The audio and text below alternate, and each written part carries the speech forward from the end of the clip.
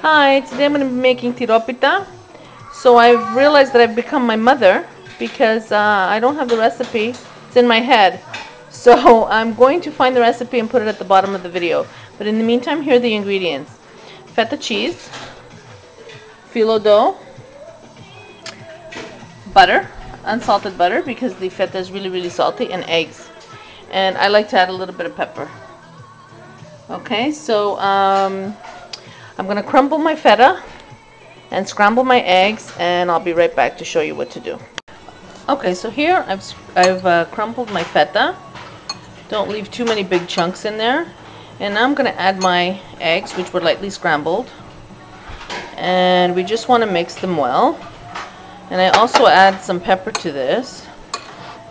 So depending on, you can adjust your recipe. You can make as many or as little as you want. You can add 1 egg and put less feta. You could add 4 eggs and make tons of them because these freeze well. So I'm gonna mix them, add some pepper. I'll be right back. So you lay out your phyllo dough. You actually, I've melted my butter, and what I did is I greased my pan completely all over with the butter, because this is where we're going to put them to bake. And then you lay your phyllo, and we're going to cut it here. I have a little technique in, for example, this long sheet of phyllo in 3s. So again, I'm going to try to do this with one hand.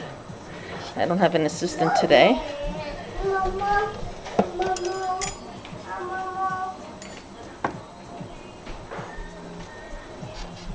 Oh, okay.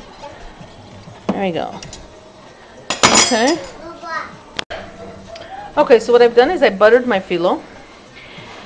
Then you're going to take about a tablespoon of your mixture here. I'm going to see if I can do this with one hand. Yeah, about a tablespoon. Okay. And then you're going to take 2 phyllos. 2 sheets of phyllo, 1, 2, okay.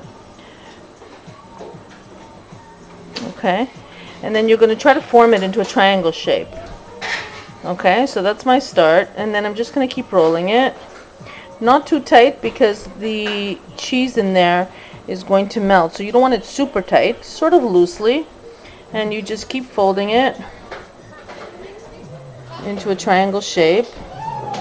And again, phyllo is very forgiving. So when you get to the end, you just roll it like this, put it on your pan, get your butter, and lightly butter it on the top. Okay, and then you move on to the next one. So same concept, about a tablespoon. Now you could, if you wanted to make these smaller, you could cut your phyllo in 4. And then make smaller tiropites, like for hors d'oeuvres or whatever. But I usually make them and we eat them as a meal, okay? Along with a soup or something, okay. So there we go again. So, folding, and then you know you get quite good at it. It goes really fast eventually when you're, okay. And then butter. So you keep going like this. Okay. So now, for example, I have this one to go. Now I'm going to keep buttering and go 2 by 2 and until all my filling is gone. So when they're all filled, you can bake them at 325 till they're lightly golden brown. Okay, so here they are. They look so cute, nice. So I'm going to put them into a preheated oven, 325, for about 20 minutes till they're lightly golden brown. Now at this stage, if you wanted to freeze them, you could. I would layer them in a Tupperware with like wax paper in between, just so that they don't stick to one another. You butter them just as they are right now, like they're buttered and everything.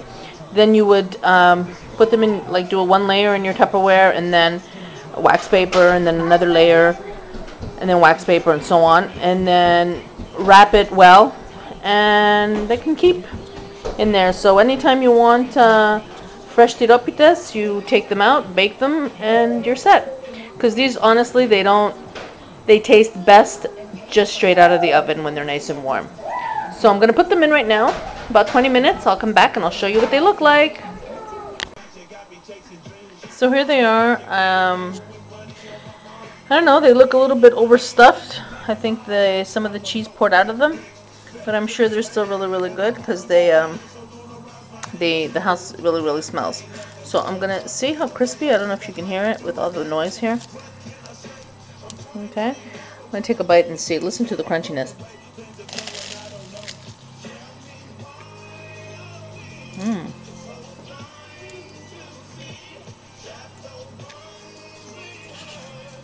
It's really good. Very good. Easy and yummy. Try it.